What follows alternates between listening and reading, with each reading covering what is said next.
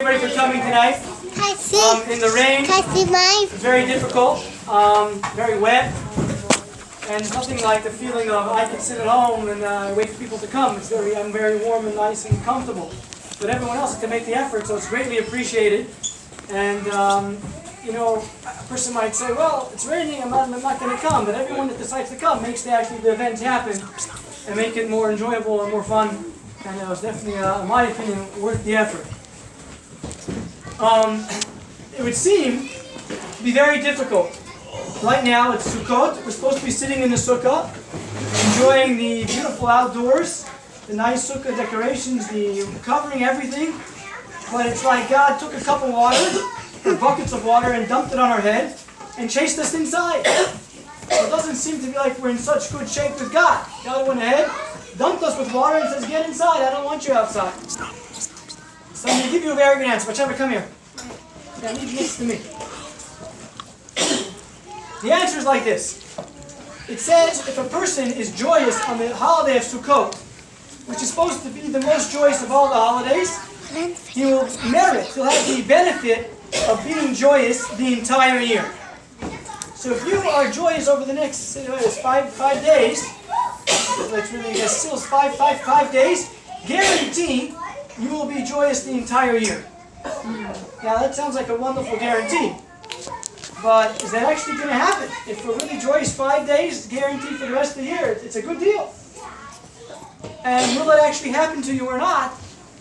If you're joyous for the next 5 days, is that a guaranteed commitment from God if you're happy for the next 5 days to have a good year? So I'm going to give you my perspective on it, and this is how I think, this is how I understand it, and how I implement it into my life. What is goodness? Most people think goodness is things they like or they want. But goodness really is God's will. And I'm going to give you a very good example. There was a child who had a very difficult time with anger. And this child would always get angry very, very quickly. Very high temper. And he was in a summer camp, he had a counselor. And the counselor was trying to figure out how to help this child understand how his anger, affects others. So they made a skit, and this counselor was in charge of the skit. And the skit went like this. There was a whole group of boys, a whole bunch of friends, they were going on an overnight bike trip. And as they were going on the bike trip, they were all gathering up their gear, sleeping bags, water, food, etc. And one boy was home packing all his belongings. He comes out of his house onto his porch, and there's an angel on the porch. And the angel tells him, "David, your bike has a flat tire. By the time you get your bike fixed, it's going to be too late, your friends are gone. You're not going to be able to make the bike trip." And David says, "Really?" He said, "Yeah." And the angel says, "It was God's will, and I'm God's messenger." David goes out to the backyard to be sure. Sure enough, his bike has a flat tire. Okay, a little bit frustrated, he walks back inside and continues on with his day.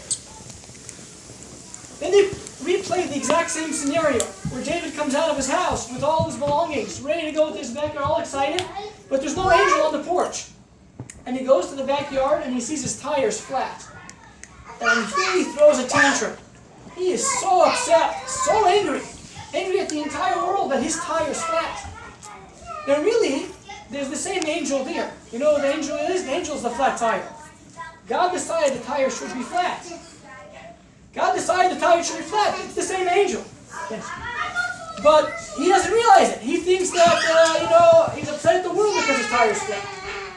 So really, when things don't go our way, it's all really God. It's God that's deciding it should be this way, not the way we think it should be. And one of the messages of the sukkah is we leave the comfort of our house. We go into a place that's not so comfortable. Outside, it's cold, it's with the elements. It's not where we want to really be to live comfortably. But what are we doing when we're going outside? We're saying that everything is in the hands of God. The sukkah commemorates the clouds of glory that God protected us with in the wilderness. Those clouds protected us miraculously.